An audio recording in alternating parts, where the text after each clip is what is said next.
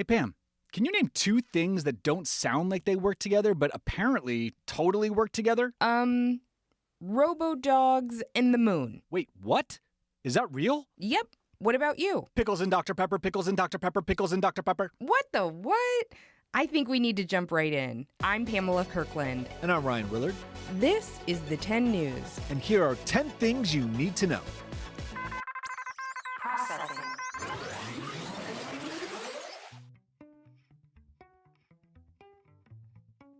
Did you ever think that you would be able to see the northern lights from your very own backyard? Well, this past weekend, you didn't need to travel to the North Pole to see them. The northern lights, officially called Aurora Borealis, are colorful light displays that happen in the sky, usually near the North Pole. They're caused by particles from the sun colliding with gases in the Earth's atmosphere, creating beautiful curtains of light in colors like green, pink, and purple. Residents of the U.S., even as far as the Florida Keys, got to witness the display due to a series of solar flares from the sun that set off the storm, triggering the famous natural lights. But the solar storm didn't just bring a spectacular view. The solar flares led to coronal mass ejections, or clouds of plasma and charged particles, entering Earth's outer atmosphere. There were also reports of power grid irregularities and decreases in high frequency, communications, and GPS systems thought to be caused by the solar activity. Wow, there's been a lot of activity this spring. Wild weather, a total solar eclipse, the northern lights, and seasonal allergies. This year, you might notice that your seasonal allergies are a lot worse, and that's most likely because we had a particularly warm winter. With warmer weather comes more pollen as plants blossom earlier and produce pollen longer into the season. If you struggle with allergies, there are just a few things you can do to reduce the symptoms a bit. Keep your windows closed to block out the pollen. If you want to take a walk outside, try to go after it rains or after the sun sets for lower pollen levels. If you have outdoor pets, wipe down their coats and paws to keep them from tracking pollen inside. And you may not be a fan of taking showers, but if you shower at night, it helps to wash away any pollen that got on you during the day. Fine, I will take a shower. It has been a week. Oh, and speaking of glow-ups, the Boy Scouts of America is getting a makeover. For the first time in 114 years, the Boy Scouts of America is changing its name to be more inclusive. Meet Scouting America. The organization aims to increase their membership with the name change. This comes after they recently started allowing gay youth and girls into the organization. Way to go, Scouting America. From new names to new Disney attractions, Walt Disney World Resort is opening a brand new attraction, Tiana's Bayou Adventure, on June 28, 2024. Based on Disney's The Princess and the Frog, the resort will feature a celebration during Mardi Gras season where everyone is welcome. The new ride will include a 50-foot drop and original music from the film. Don't worry, Tiana's Bayou Adventure is also coming to the West Coast and will make its debut at Disneyland Park in California later this year. I have always wanted to try one of Princess Tiana's famous New Orleans beignets, but for now, I guess I'll settle for the latest food trend. Pickles and Dr. Pepper. That's right, there's a new drink hack taking over Sonic, and people are calling it the perfect sip.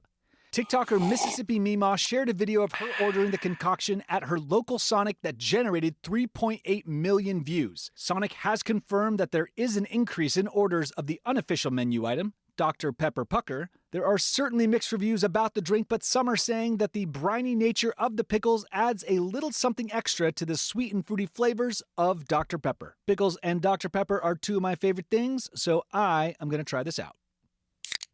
Time for a quick break, and then we'll be back with bees on the loose and some exciting Nintendo news. Are you looking for a podcast that your whole family can enjoy that asks the deep philosophical questions like, do trees fart? If you are, then you'll love Tumble, a science podcast for kids.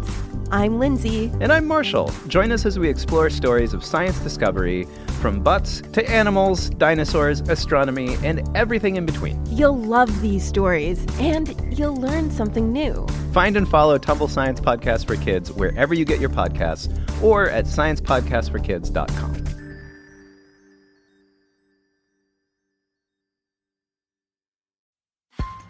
Have you ever wondered who the Mary was from Bloody Mary? If the Loch Ness Monster was real, or if Ouija boards actually worked?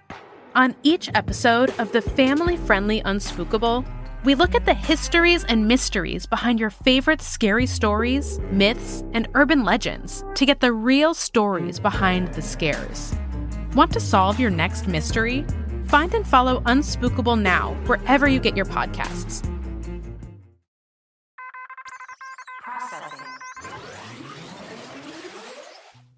Now for some animal news, and might I say it's absolute Panda-monium. A Chinese zoo was accused of deceiving visitors by dyeing two chow-chows, black and white, to look like panda bears. The dogs did look very similar to panda bears, but their wagging tails gave them away in videos circulating on Chinese social media. Zoo officials argued that they clearly advertised the animals as panda dogs and didn't make any false claims and defended the exhibit. The dogs are still at the zoo, where a number of visitors are still coming to see them.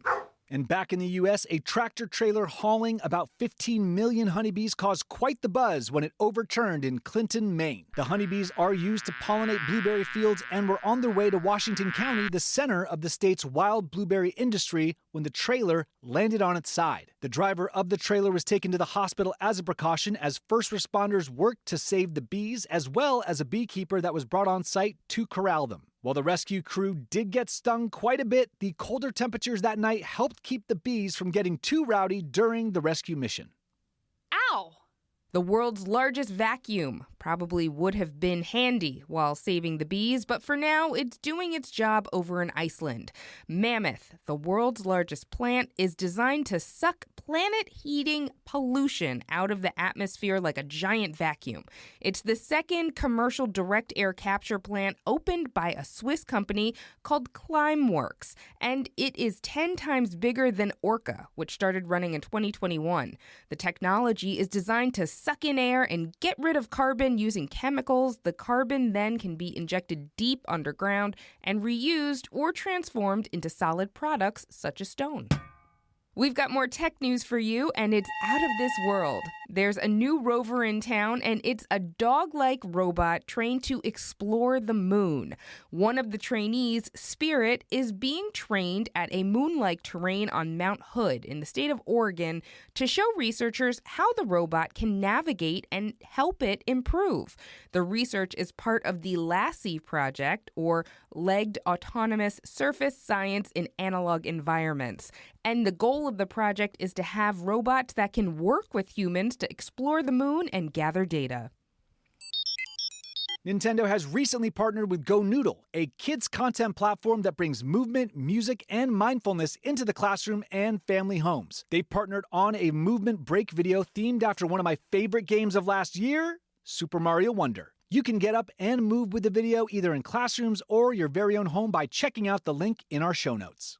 That sounds fun, but on a bigger note, the president of Nintendo, Shuntaro Furukawa, announced that they will be announcing the successor to the Nintendo Switch. This is the first time Nintendo has given us a time frame for announcing the new console, and Furukawa said they will not be mentioning it at the Nintendo Direct in June, but that the announcement of the Switch successor will be within their fiscal year, which means sometime before March 31st of 2025. I'm obviously following this closely and will keep you all posted.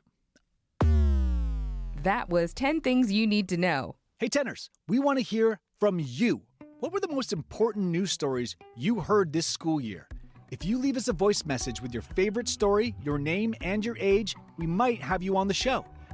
You can reach us at 877-TENNEWS. I'm Ryan Willard. And I'm Pamela Kirkland. Thanks for listening to the 10 News. Have you ever wished that you had a direct line to your pediatrician to ask all the questions that constantly crop up while parenting? We sure have. That's why we launched the Bites of Health podcast. Every morning, we'll answer a commonly asked pediatric question in 5 minutes or less. You can tune in while you're making your second cup of coffee or from the school drop-off line. So be sure to tune in